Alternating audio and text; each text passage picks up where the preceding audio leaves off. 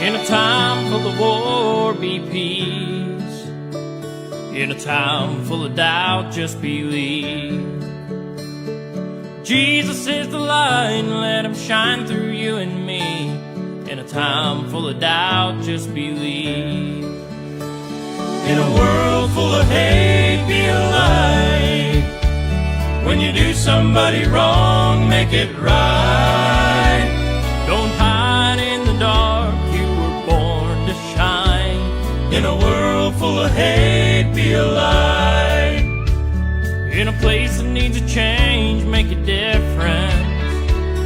In a time full of noise, just listen. 'Cause life is but a breeze, better live it. In a place that needs a change, make a difference. In a world full of hate, be a light. When you do somebody wrong, make it right. Don't hide in the dark, you were born to shine. In a world full of hate, be a light.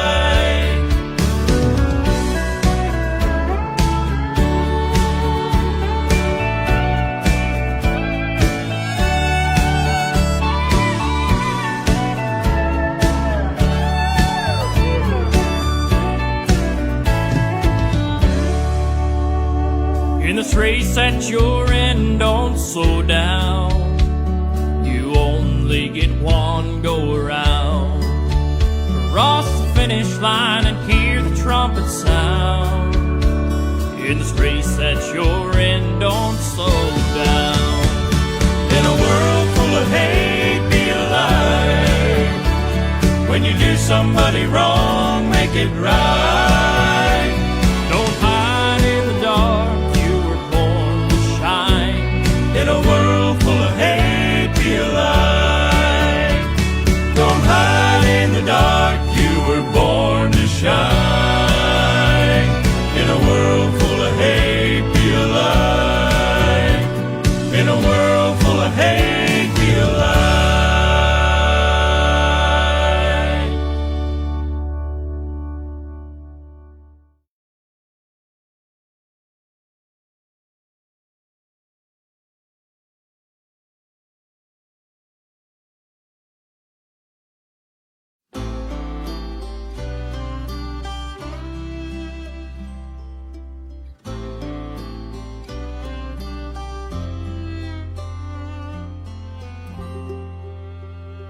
When peace like a river attendeth my way, when sorrows like sea billows roll, whatever my lot thou hast taught me to say, it is well with my soul. It is well with my soul. With my soul, it is well. It is well with my soul.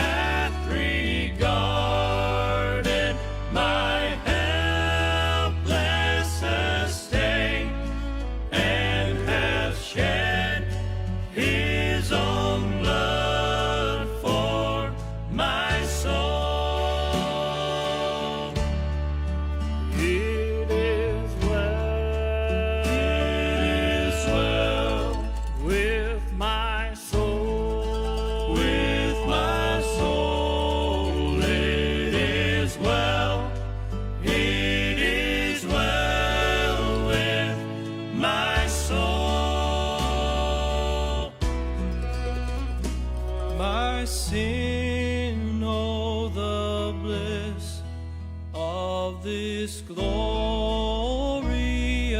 thought. My sin not in part, but the whole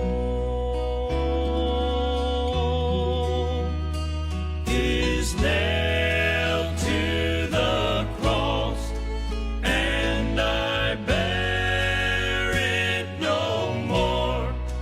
Praise the Lord, oh my soul. It is well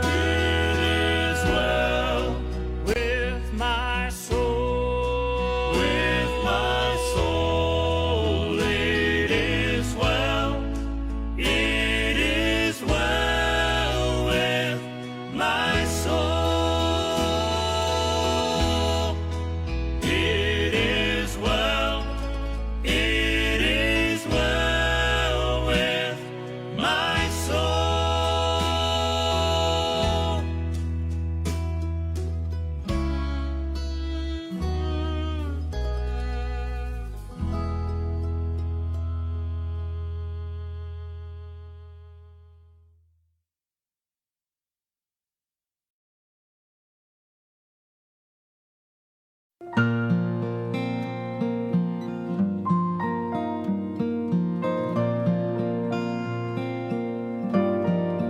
When I see the sunrise in the morning, when I feel the wind blow across my face, and when I hear the sound of children playing, I know it's all part of God's amazing grace. And I believe there's a place called heaven. I believe in a place called Calvary. I believe in a man, his name is Jesus. And I believe that he gave his life for me.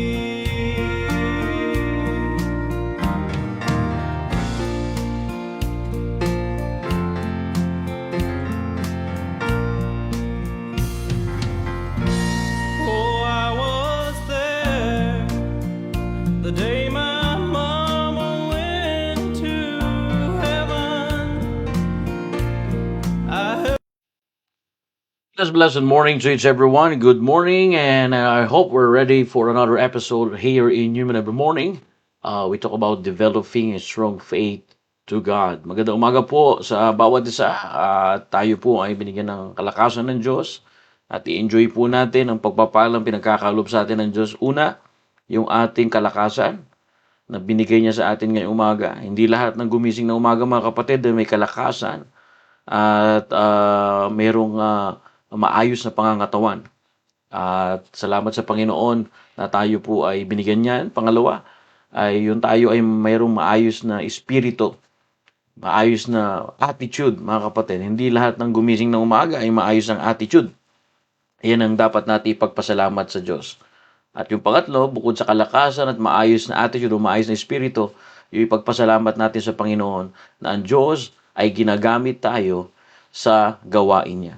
Okay? Nasaan ka man ngayon? Huwag mo sabihin na, ay, nandito lang naman ako sa trabaho ko. Mga kapatid, pwede kang gamitin ng Diyos dyan.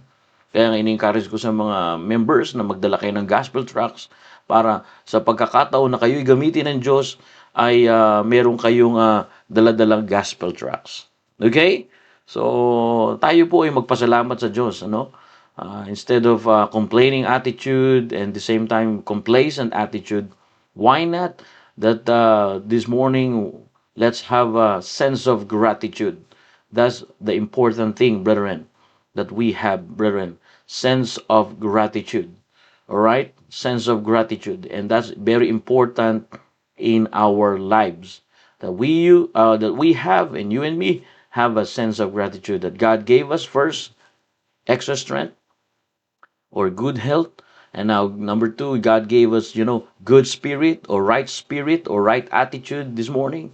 Not every day when we woke up, when we woke up in the morning and we have a right attitude. But praise God, God gave us a right attitude. And last, we need to thank God that God will use us again for His glory and honor.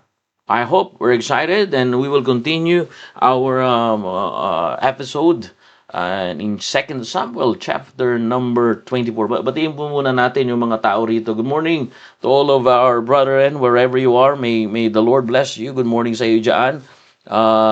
Sa ating mga kapatiran dyan sa Perth, magandang umaga po. At good morning, Brother Jobs. Good morning, Sister Clarice. Good morning, Sister uh, Ronald, good morning. Ana Emelia, good morning. Sister Bona, all the way there in our church in Mission Church there in Perth. Also, Brother Mac, good morning sa iyo dyan. At magandang umaga din po sa mga brothers and sisters na makakapag-tune in. Nanay Leticia, good morning. Kay Tatay Gerardo, good morning. Amen. Magandang umaga po sa inyong lahat dyan. Okay? So I hope tayo na po ay mag-aaral ng salita ng Diyos. Let's open our Bible. Okay? Good morning, Brother James. Magandang umaga po. Get your Bible if you have, or let's read here in our screen. Okay? We will read in verse number 9 down to verse number 11, mga kapatid. Okay?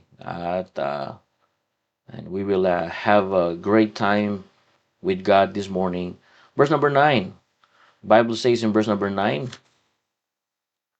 Okay? At naniniwala po ko mga kapatid na tayo pagpapalain. Okay, sabi po ng Biblia in verse number 9. Bible says, okay, I want to read it to you mga kapatid. Sabi po ng Biblia, and Joab gave up the sum of the numbers of the people unto the king. The Bible says, and there were in Israel 800,000 valiant men, and drew the sword, and the men of Judah were 500,000 men. Verse number 10, and David's heart smote him, after that he had numbered the people. And David said unto the Lord, I have sinned greatly in that I have done. And now I beseech thee, O Lord, take away the iniquity of thy servant, for I have done very foolishly.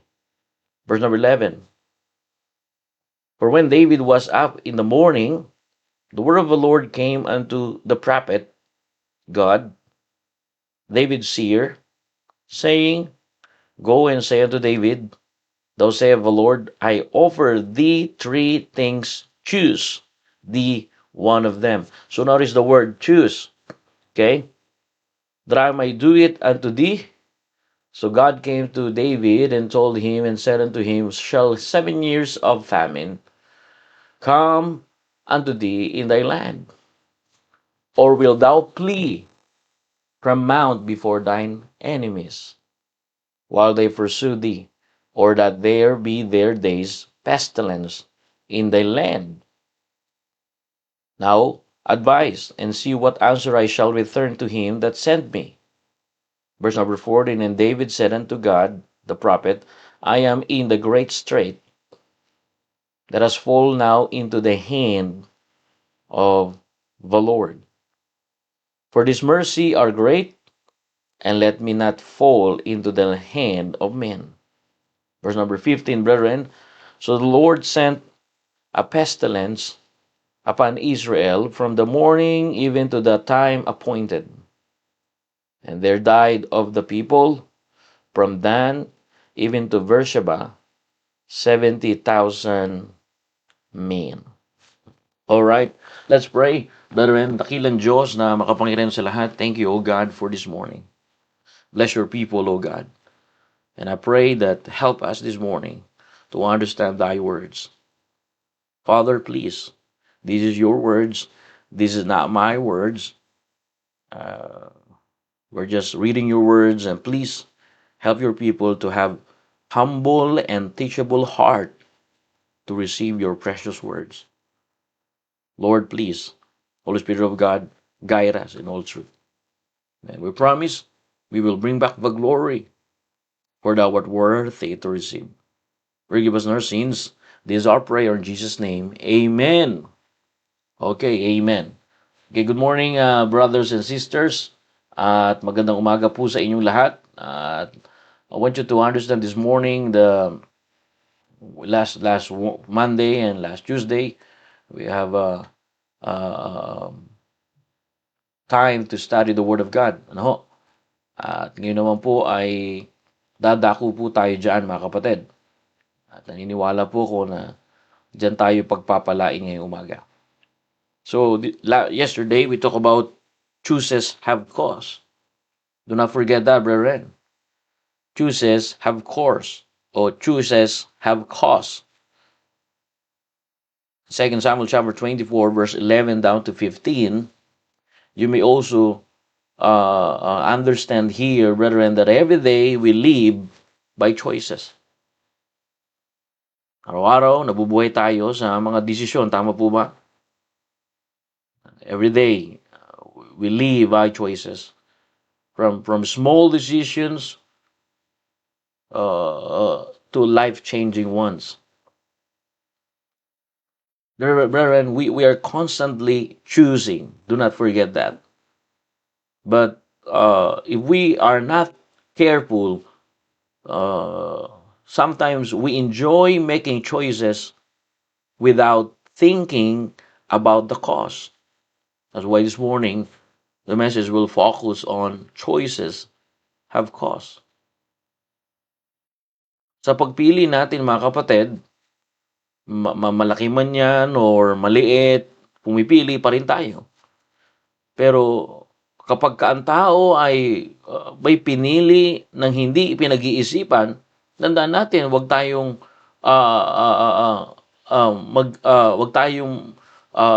hindi magtaka na meron pong kapalit yan.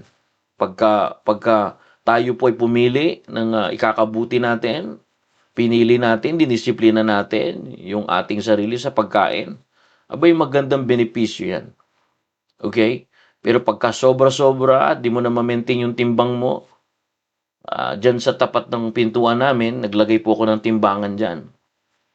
Bakit? Gusto ko lagi nakikita kung ano nang kasi pagka Sunday, pambira, umaga, hapon, abay, hindi ka naman masyado nagagagalaw doon. Marami tayong pagkain dito, so nagkaroon tayo ng maraming pinasok na pagkain. So, of course, bibigat tayo. So, tandaan natin, marami taong gustong pumili ng hindi iniisip ang kapalit. Ang sabi ng Biblia, isang desisyon lamang ni David, humantong sa libu-libong ang mga taong namatay. Is that in the Bible? It is, brethren. And that's very important this morning.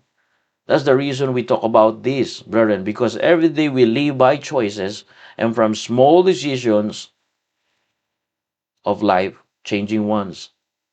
Again, we are constantly choosing.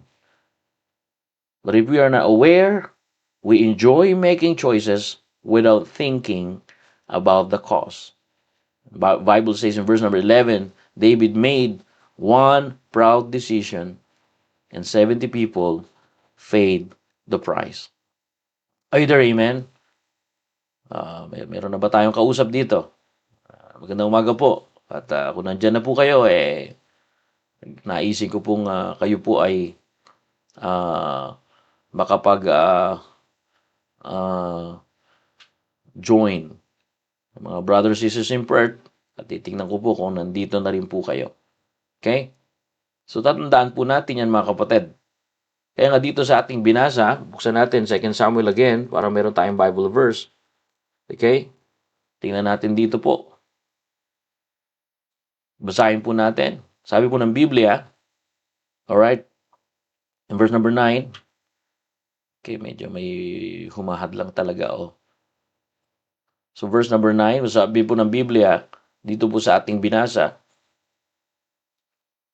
and David, alright, verse number 10, the Bible says, and David's heart smote him after that he numbered the people.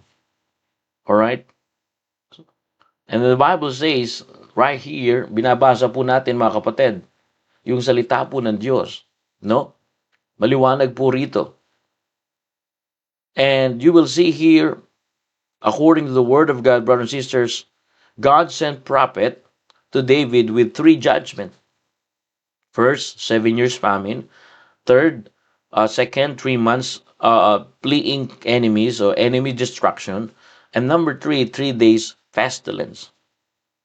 But you will see here that David chose to fall into God's hands rather than men. And do you know, brethren, sin is like throwing a stone into water that ripples spread farther than expected. Kagaya po, ang kasalanan po ay parang batong hinagis po yan sa tubig na lumalawak ang epekto. And you will understand here the choices. And now, ang sabi po ng Biblia, si David po ay pumili. And brethren, you can choose what I mean is David choose the form of discipline. That's what we talked about yesterday. And the Bible says your choices affect more than yourself. Number 1, your choices affect more than yourself. Ari na po kayo? Hello? In verse number 15, the Bible says, when after David's sin, the nation suffered. Sabi yan po ang dapat natin makikita. Pagka may pinili tayo, ay marami makaka-apekto niyan. Kaya hindi basta-basta napipili tayo ng mga bagay na wala sa kalooban po ng Diyos. In verse number 15, let's read all together, brethren. Okay? Bible says, and David spake unto the Lord. He said, Lo, I have sinned. You see, brethren? Nakita niyo po? David spake unto the Lord, and when he saw the angel, and smote, and said, I have sinned. So, your choices affect your more than yourself. Leadership choices always have wider impact. Si David ay nagkasala, pero sabi ng Biblia, ang bayan ang nagdurusa. Kaya nga, ang desisyon ng isang leader, laging may mas malawak na epekto yan. I remember a drunk driver may say, it's my life. But when he crashes, innocent passengers died. You know, one bad choice destroys many lives. Either amen? Let me say again. One bad choice destroy many. Tagalogin natin. Isang lalaki, isang lasing, alam naman natin yan, dito nangyari yan sa Perth. May isang lasing na nagda-drive na madalas na sinasabi na buhay ko naman ito. Pero nung siya po ay na-aksidente, maraming mga inosente ang nadadamay o maraming nasaktang inosente at nadamay.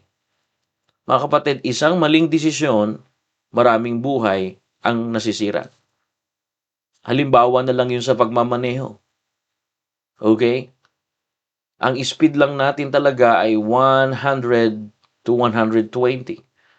Alright, but sometimes if you're honest this morning, we don't care.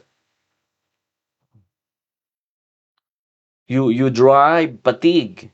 Don't drive when you're fatigued, or don't drive when you're lack of sleep, or don't drive when you're hungover. Because your choices affect more than yourself. Like what I said, a drunk driver may say, "It's my life," but when he crashes, innocent passengers died. Maaring sasabihin ng lasing, buhay ko naman ito. Pero pagka na-aksidente siya, maraming inosente ang maaapektuhan.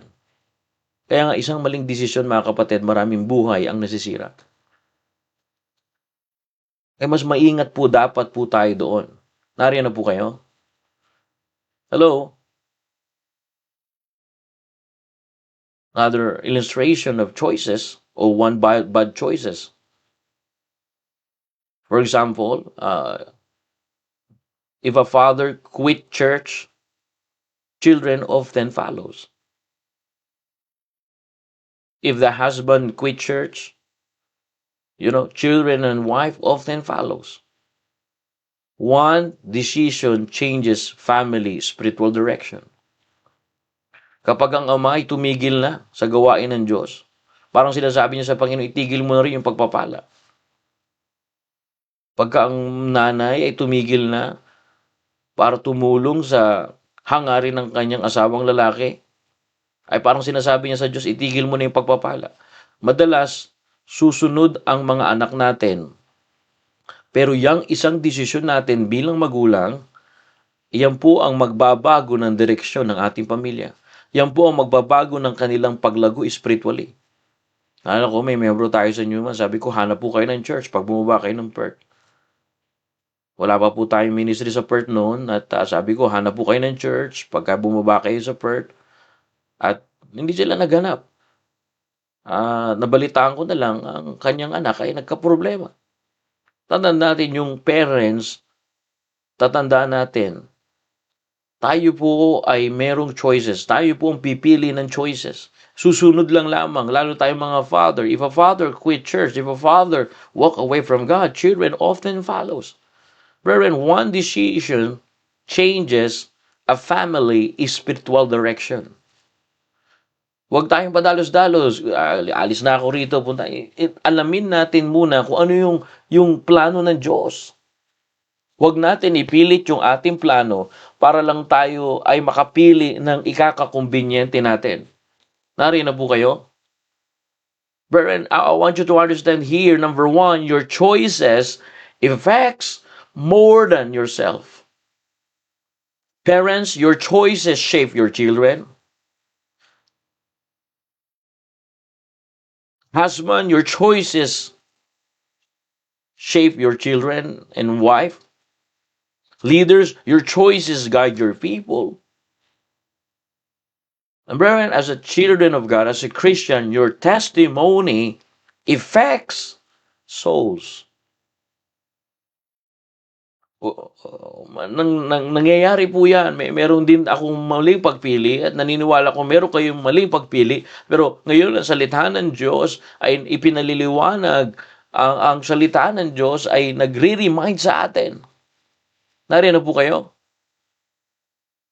Let's read in verse number 15. The Bible says, So the Lord sent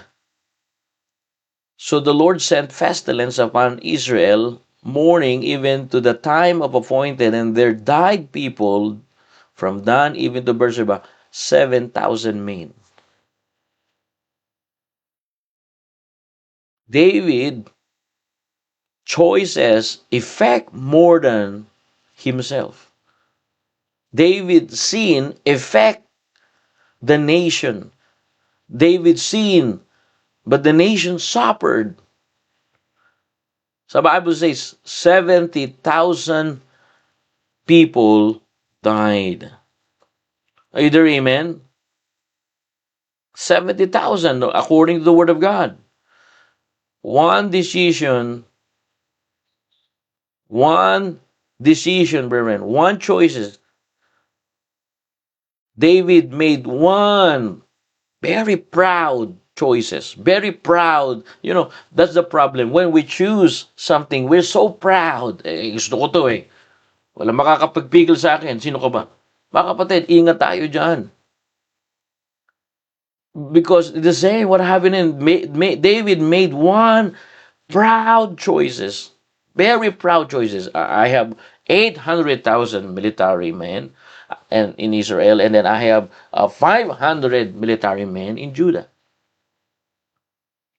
He trusted in his military strength instead of trusting God's strength. And that's, brothers and sisters, David made one proud decision, and 70,000 people paid the price. Either amen? Oh, sometimes we ignore that. But let me tell you this, brethren, your choices, according to the Word of God in verse number 15, affect more than yourself. Fathers, your choices is important. Brethren, your choices is important. Okay? My friend, your choices is important. Okay? Mahalaga ang pagpili mo. Mahalaga yung pagpili mo. Huwag kang basta pipili. Kagaya ni David, pumili siya ng isang bagay at pinili niya, mapagkatiwalaan niya yung lakas ng kanyang mandirigma o mga kawal kesa sa lakas ng Diyos. Tatandaan natin, ang naglagay kay David ay walang iba kundi ang Diyos. Dati siya lang ay isang shepherd at siya ay ginawang hari ng Diyos. Sometimes kung dati nung tayo pa ay hindi pa pinagpapala material ng Diyos, ay grabe ang prayer natin. Mas marami tayong time sa Panginoon. Pero nung tayo ay bugbog na ng pagpapala, hindi natin na-handle. Naging proud tayo sa ating sarili. At meron na tayong desisyon ngayon kasi alam natin na meron tayong resources. Sometimes, mga kapatid, pride brings downfall. Kaya makikita po natin dito nung siya ay umunlad na at nakita niya na napaka-tindi ng kanyang military strategy. Meron siyang, akalain mo, 800,000 sa lokasyon ng Israel at 500,000 dito naman sa South, sa Judah. Abay, pambihira, talagang matindi. Pero ang nakikita lang ni David, yung nagawa niya at nagtiwala siya sa kanyang kakayanan kaysa sa kakayanan ng Diyos, na samantalang ang Diyos naman ang naging daluyan ng pagpapala na meron siya. Don't trust your resources like what we said last Monday, more than God. David made one proud choices. And according to the Word of God, brothers and sisters, choices have cost. Right here in the text, 70,000 men died. The Bible says, there died of the people from Dan even to the Beersheba, 70,000 men.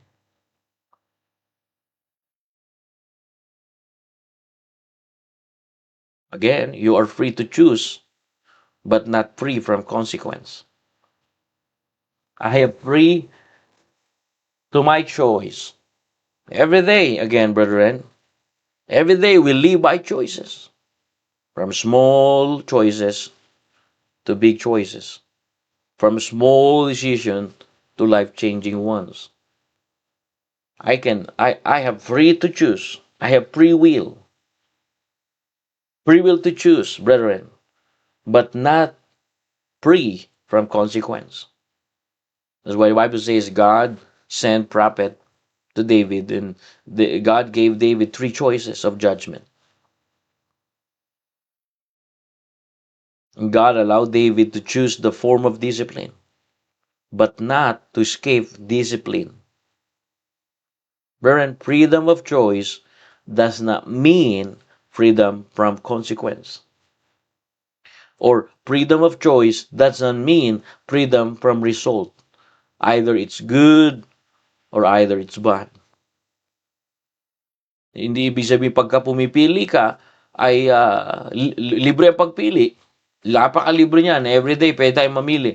Pero hindi ibig sabihin pumipili tayo ay nalilibre na rin tayo sa magiging resulta na ito. Kung may pinili tayo na isang bagay palayo sa Diyos, huwag po tayo magtaka na ang resulta nito ay palayo din sa Diyos. Pagka may pinili tayo na tayo ay magalak sa gawain ng Diyos, ay pambira. Talagang makikita mo yung resulta kung paano ka mag-enjoy at may kasiyahan ka sa gawain ng Diyos. Hindi mo na nga mararamdaman ang pagod. Pagka meron tayong pinili, libre pumili. Yan ang prinsipyo ng salita ng Diyos, mga kapatid. Libre pumili, may pagpili ka. Okay, sabi ng Panginoon, alright, meron kang free to choose.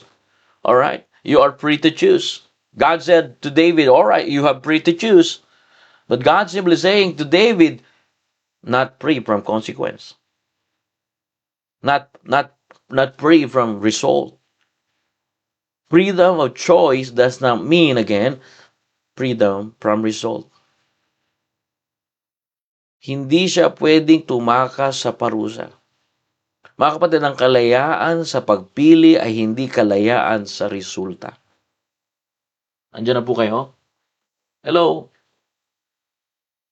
Pagka pinili mong kumain, abay, hindi yan libre sa resulta. Kaya nga magpapawis ka din paminsan-minsan. Amen? Nandiyan na ba si Brother Jimboy? Bira si Brother Jimboy, oh. Dati, nai-injury ito eh. Bakit? Ang laki-laki, tapos talon ng talon, oh. Pero ngayon, medyo na-maintain niya na yung timbang niya. Medyo lagi niya chinecheck ang timbang niya. Mga kapatid, ang ibig sabihin ko lamang po, sa pagpili, libre po yan. Walang pwedeng pumwersa sa iyo. Pero, hindi lahat ng pagpili ay may kalayaan ka. What I mean is, ang kalayaan sa pagpili ay hindi kalayaan sa resulta. In fact, pagka pumili na tayo, pag pinili natin ang kasalanan, asahan ang kalungkutan. Pag piliin natin ang walang panalangin, asahan ang kahinatnan nito o kahinaan.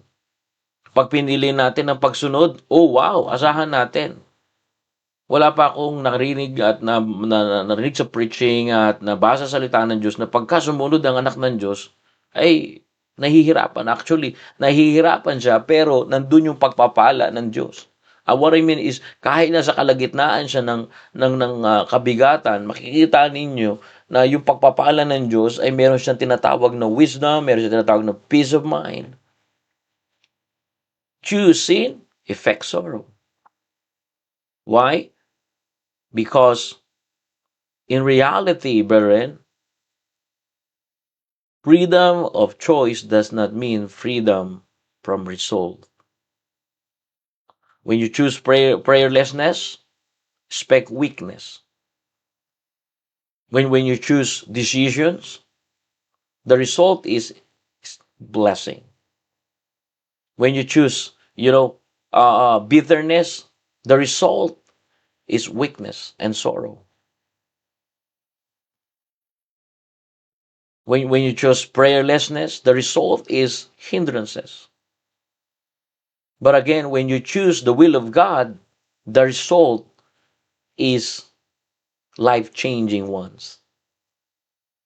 So, again, freedom, according to the Word of God, of choice does not mean freedom from result. That's why, brethren, let's remind everyone that your choices affects more than yourself. I have choose something. I need to make sure that it is based on what God says rather than based on what my says. Either amen? Before, I have a lot of choices, especially when I was young, especially young adult one. Sometimes we are so wild, we are so lustful, we need to be honest, admit in ourselves.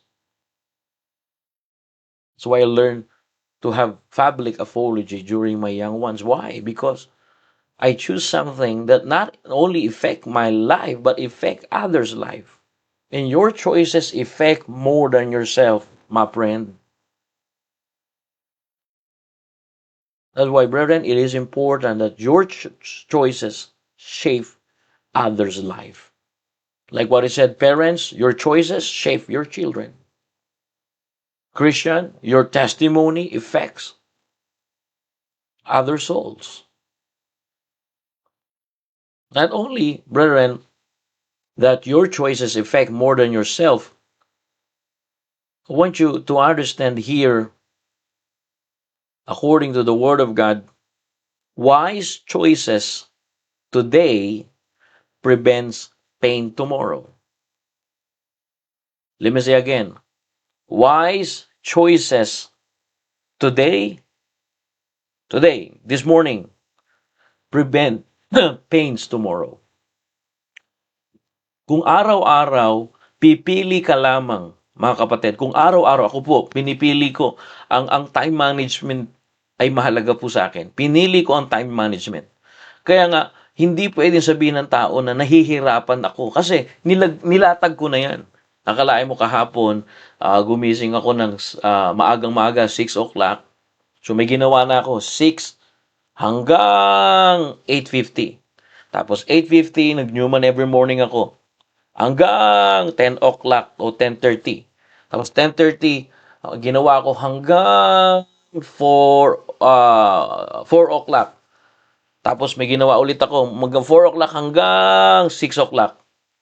So, ang dami ko nagawa. Tapos 6 o'clock, meron kaming youth fellowship, youth advanced practice or basketball practice from 6 hanggang 7:30. And then 7:30, may counseling ako sa couples ng 7:30 hanggang 8:30. 8:30, minute ko na yung aking anak at yung aking asawa hanggang 10 o'clock. So, hindi ako nahihirapan kasi mayroon akong piniling management. Kaya yung kaya mong gawin, mas kaya kong gawin kasi meron akong pinili ngayong araw na maipe-prevent yung pain. Pagka hindi ko sinunod yung schedule ko, patong-patong yan bukas ng makalawa. Kaya nga ang nangyayari mga kapatid, pag tayo ay pa-delay, merong consequence yan. Do you know, some consequences are immediate, others are delay. The Bible says the pestilence came quickly. The Bible says, according to the Word of God, the Bible says, diseases is rampant.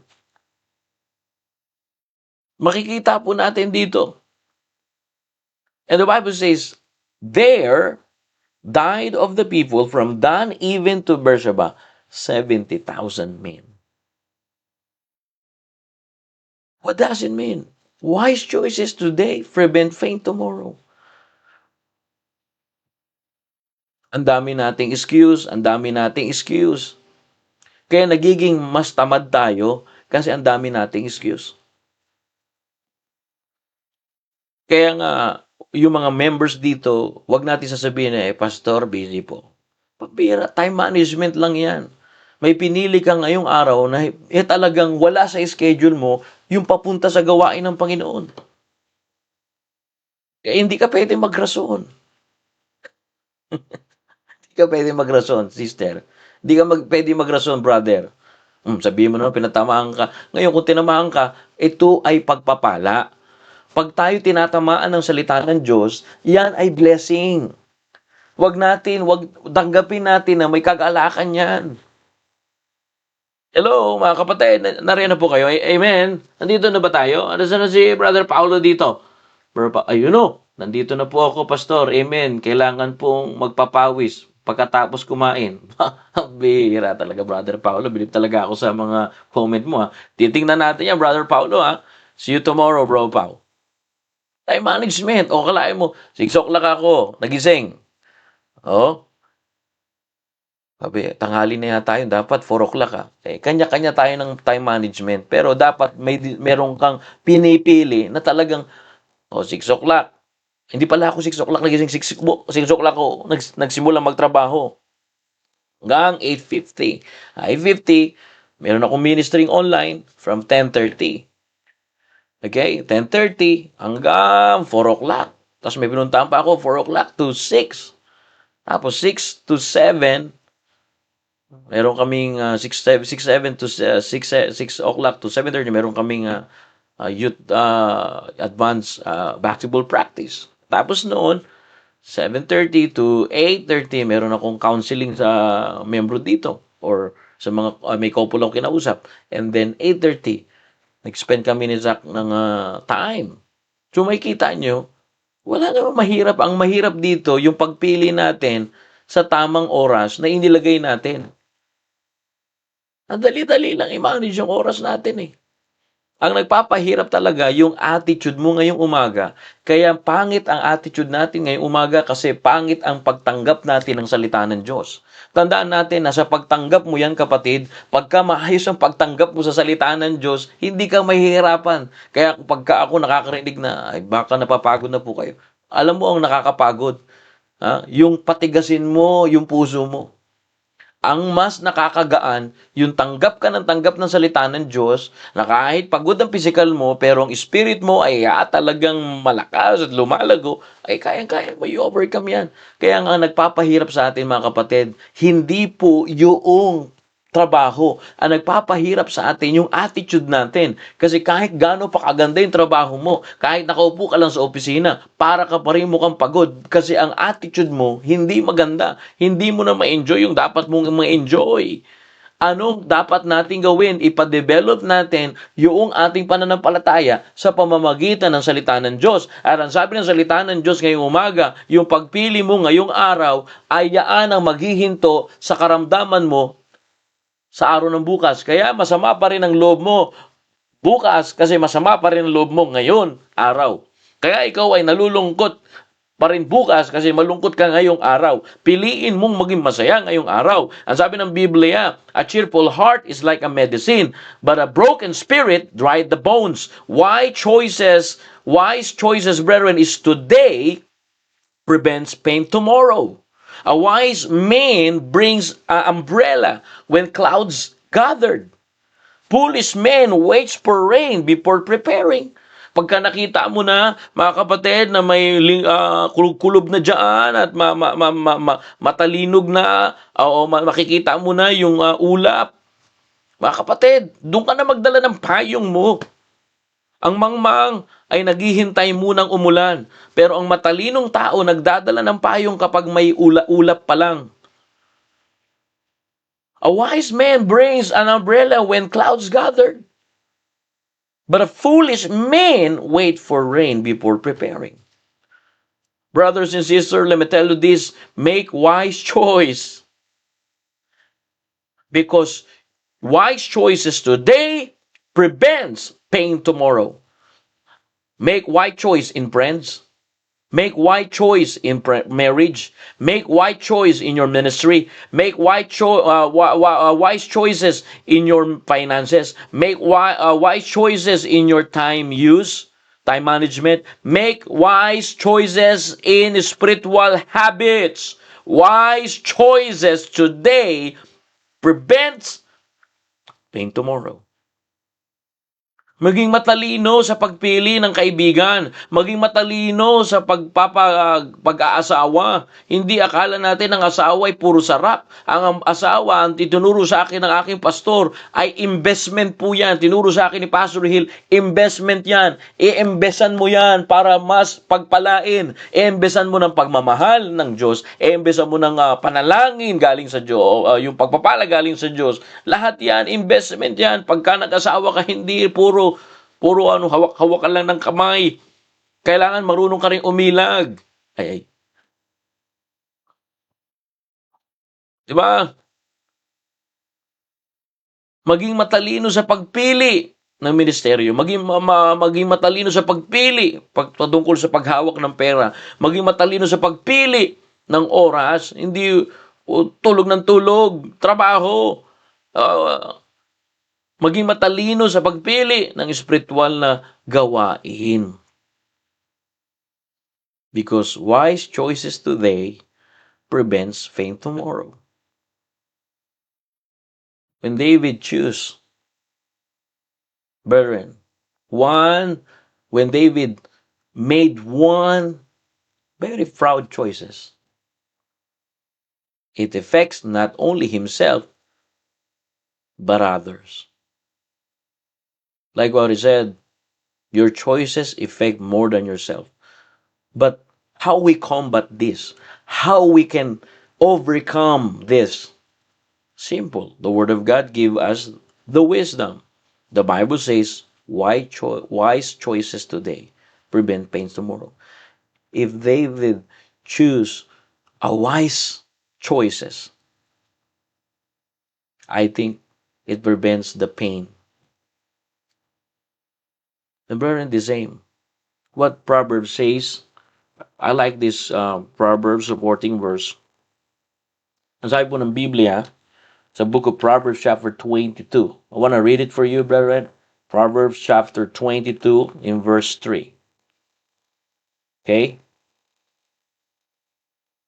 I literally holding the Bible, brethren. Okay? The Bible says, Proverbs 22 verse 3, a prudent man foresees the evil and hideth himself, but a simple pass on are vanished. See? Ang sabi ng Biblia, a prudent man, a matalinong tao raw, foresees the evil and hideth himself, but a simple pass on. Itong mangmang, okay, binabaliwala niya lang. Ano sabi ng Biblia? And are vanished. And brethren, like a wise man brings an umbrella when clouds gathered. Ang matalinong tao, magdadala na ng payong yan o kapote. Pag ikaw ay nagmomotor, lagi ka agad may baong dyan payong, tsaka kamote. Kapote pala, kamote tuloy, kamuting kahoy. Ano ba almusal natin dyan po ngayon? Kamote po ba? Yun na ba si Brother Mike? Brother Mike, baka naman makakain tayo dyan ng the best cake natin dyan sa Perth. Brother Mike, kita tayo dyan. Right here, a prudent man foreseeth the evil. The same, a wise man bring umbrella when clouds are gathered, but foolish men wait for rain before preparing. Kaya dito natin makikita yung prinsipyo at doktrina ng salita ng Diyos. What is the principles and doctrine of the Word of God this morning? A wise choices today prevents pain tomorrow. Church, my brothers and sisters, church members here in Newman and Perth, don't forget that your choices affect more than yourself. A father choose secret sin, affect the entire family. Kailan tayo magsasabi, Panginoon, hindi ko na po gagawin ito. Kapatid, hindi mo na kailangan ipabukas yan. Ngayon na. Kasi mga kapatid, pagka pinili natin pa rin ang pinili yan, kung ano ang itinanim mo, aanihin mo. Hindi ka pwede magtanim ng mangga at mag-aasa ka ng bunga ng bayabas. Walang ganun eh. Baka simple, alam na natin ito, pero maraming salamat sa Panginoon na pinalalahanan na naman tayo. Alam na natin ito, mga kapatid, di po ba? Pero magpasalamat tayo dahil pinapaalalahanan tayo ng Diyos. Ganun tayo kamahal ng Diyos. Ano kalahin mo nagpadala ang Diyos ng propeta kay David para paalalahanan siya? At ang propeta ng Diyos, nagdadala ng mensahe ng Diyos, nagpapaalala at nagbibigay ng katuruan para maiwas tayo sa ikakapahamak natin at sa paghukom. Ganun din mga kapatid. Ngayon may naririnig kayong salita ng Diyos para dalhin ang mensahe ng Diyos na yung pagpili mo ngayong araw ay makakahinto yan doon sa mararanasan mong hindi maganda sa araw ng bukas. Yung pagpili ng iyong pagsasalita na hindi maganda sa kapwa mo, Huwag mo nang piliin yan. Baka matanggalan ka ng ipin. Sorry po, sa mga wala pa pong ipin. Make wise choices in friends. Make wise choices in your ministry. I said to Brother Jimboy and the rest of you, all right, let's have basketball, but we can preserve our Christian testimony. Make a wise choice in friends that you cannot hear bad words, you cannot receive bad influence. Let's enjoy as a church. It doesn't matter how many we are. The matter here, we have choices today that prevents pain tomorrow. Make wise choices in our finances. Don't use, credit cards without knowing what is the consequence in it. Last 2 days ago or last week, Pastor sent a book that he wrote about alignment your finances. Brethren, we need alignment. We need to check, our finances. It's not all about savings, it's not all about spending, but alignment in our spiritual life. If you don't align your finances in your spiritual habits,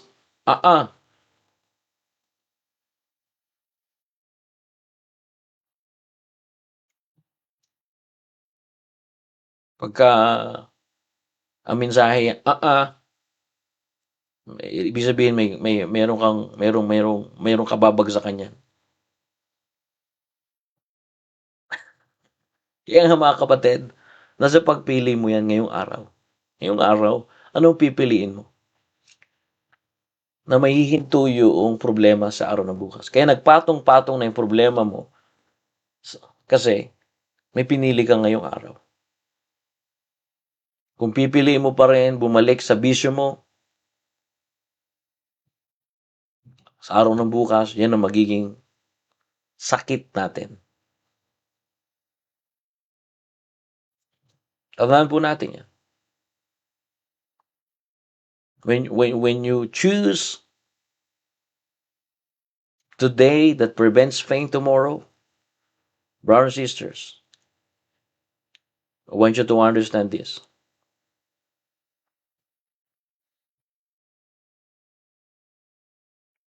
Your choices not only, affect others, but your choices today will help you tomorrow. David chose not wise choices. There's a boy with anger issue was told to hammer a nail into fence every time he lost his temper. Later, he removed them, but holes remain. The father said, that's what your choices do.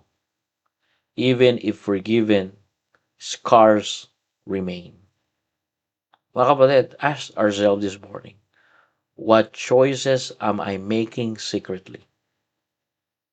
Who will be affected by my decisions? Am I choosing pride or humility? Am I choosing God's will or my will? Am I choosing God's plan or my plan? Am I choosing God or self?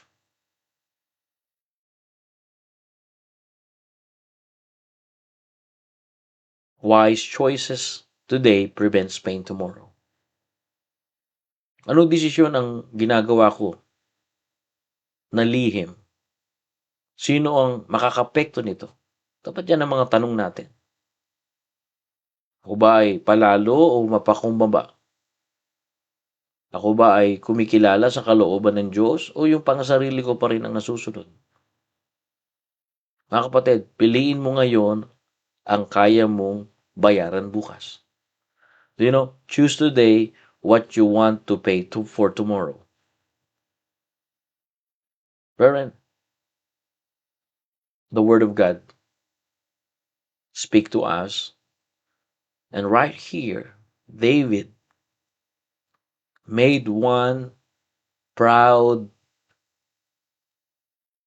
decisions that affect his kingdom. Brothers and sisters, let's ask the wisdom of God so as we become prudent men. We become wise men. Wise men of God, wise women of God this morning. Leadership choices always have wider impact. David sinned, the Bible says, but nations suffered. If you choose sin, affect sorrow. If you choose bitterness, result hindrances.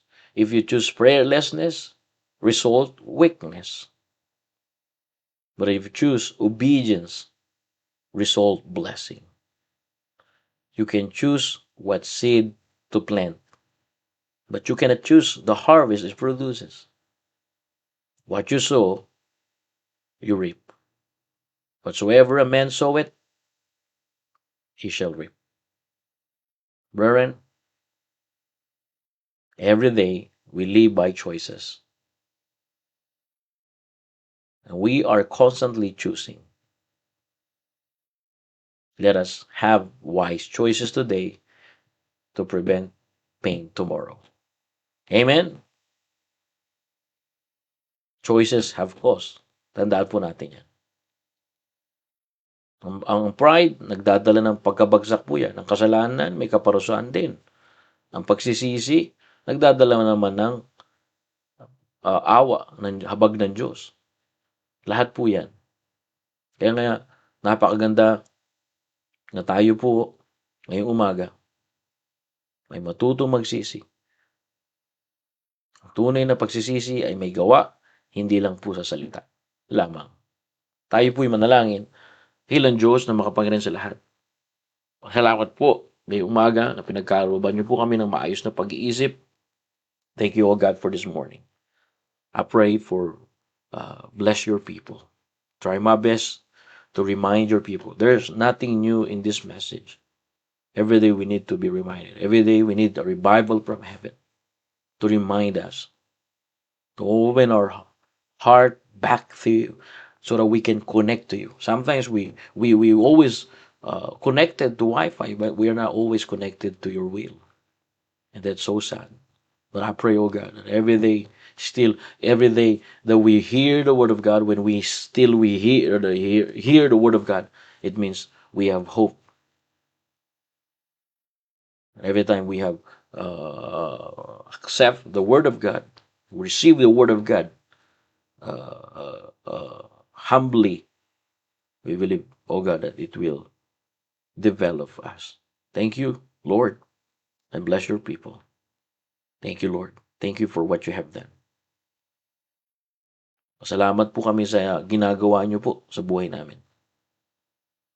And I pray, oh God, that everyone here understand the true repentance. Because true repentance acts, not just feels.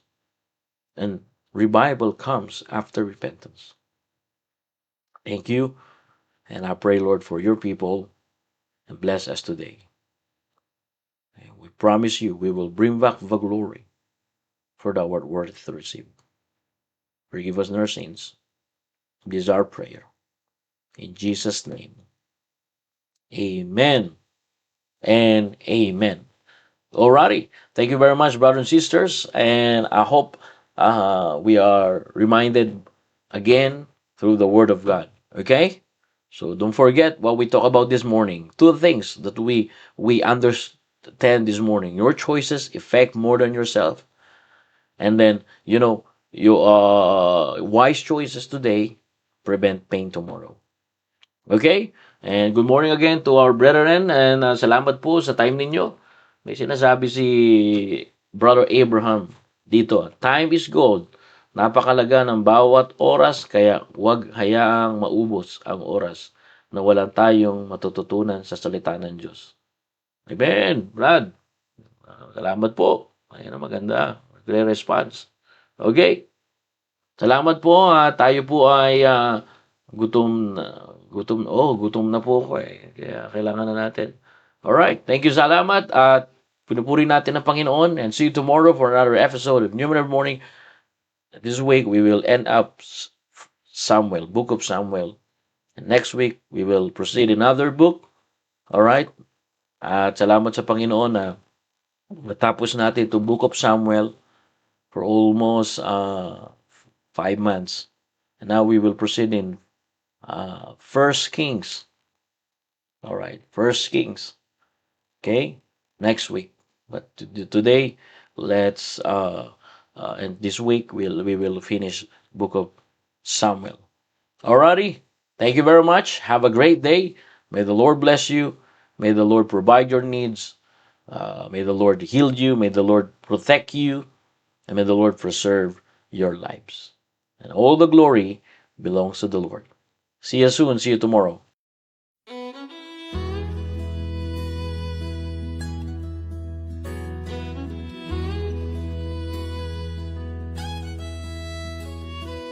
Preacher got up and said, stand to your feet. We'll start with a prayer.